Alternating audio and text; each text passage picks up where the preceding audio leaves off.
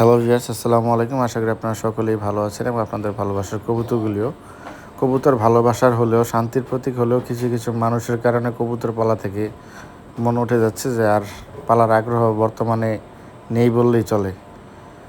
মানুষ কবুতরের পায়ে ট্যাগ বানায় রাখে বা চিহ্ন দেয়, নাম্বার দেয়, যে একটা কবুতর কেউ পেলে ফোন দিবে সেই আশাতেই দেয়।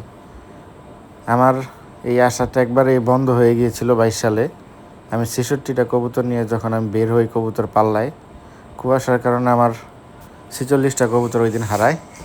ওইখান থেকে 6টা কবুতর নিজে নিজে ব্যাক করে, আর 3জন লোক, 33টা কবুতর ছিল যার পায়ে রিং ছিল, 3জন লোক মাত্র আমাকে ফোন দিয়ে কবুতর ব্যাক করে, বাকিরা ব্যাক করে নাই।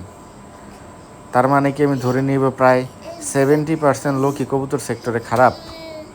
তাহলে এই কবুতরগুলি যায় কোথায়? যে কবুতরের পায়ে রিং থাকে, কেউ কল দেয় না, এই কবুতরগুলো কি সবগুলোই আকাশে উঠতে উঠতে মারা গেছে? আমার এই 33টা কবুতর, যে আজ 4 বছর হয়ে গেল যে একটা লোক কেউ ফোন দিল না।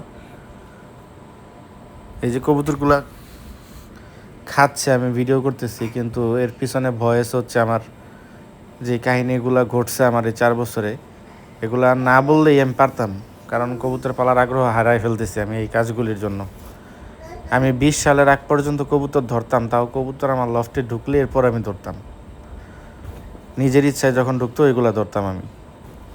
আমি শখের বসে মাত্র একদিন নাক্কি মারছিলাম, তাও কবুতর ধরতে পারছি, কিন্তু পা কেটে গেছে, এই কারণে খুব খারাপ লাগছে। এরপর আর কোনো দিন আমার ছাদে আমি নাক্কি উঠাই নাই। তাও আমার কবুতর মানুষ পাওয়ার পর যে একটা কল দিল না, এই জিনিসটা খুবই কষ্টদায়ক।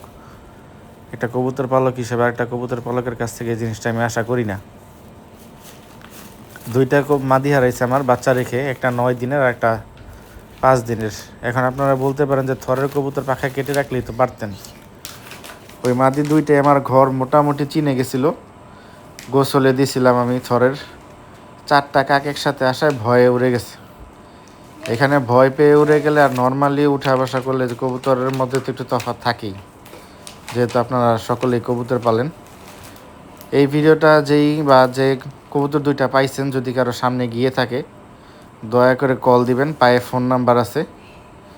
আর যদি ফোন নাম্বার খুলে ফেলে দিয়েও থাকেন আমাকে নক করবেন, আমি গিয়ে আপনাকে পুরস্কৃত করে নিয়ে আসার চেষ্টা করব। আর যারা ভিডিওতে কবুতরের খাওয়ার ভিডিও বা এই যে বাচ্চাগুলি দেখতেছেন, তারা বুঝবেন যে 2টা থরের কবুতরে শুধু বাবা আছে, মা নাই। সকলে দোয়া করবেন কবুতরগুলোর জন্য, যেন টিকাইতে পারি। মোটামুটি বাচ্চা ভালো বড় হয়ে গেছে, এখনও খাওয়া শিখে নাই। নতুন খাবার এগুলা বানাইছি আজকে। উড়ালের কবুতরগুলো যেহেতু এখন পর ঝাড়তেছে, মোটা খাবার বেশি দিতেছি। আগে পরে আমি কখনো যে বর্ষার সিজনে আটকে রাখলে আমি ধান দিতাম না, এখন থেকে আমি রেগুলার 12 মাসই ধান দেওয়ার চেষ্টা করব, দেখি কি হয়।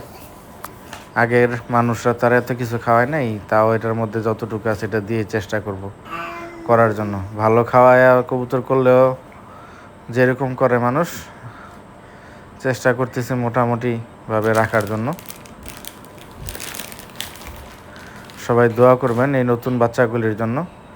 টোটাল 52 পিস কবুতর উড়ার জন্য হয়েছে, আলহামদুলিল্লাহ। যদি সম্ভব হয় পরের বছর পাল্লা করবো, আর না হলে সবগুলা কারো কাছে দিয়ে ইস্তফা দিয়ে দিব। যেভাবে চলতেছে যে থরের কবুতর হারায় গেলে কেউ কল টল দেয় না, এইভাবে তো কবুতরের সেক্টরে থাকা যায় না।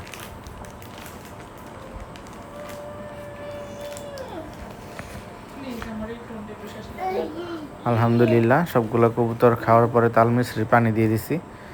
আজকে বাসায় লেবু ছিল না, তাই লেবু দিতে পারিনি। লেবু আর তাল মিশ্রির পানি দিবেন কবুতরগুলোকে। প্রচুর পরিমাণে গরম, হিট স্ট্রোক করতে পারে।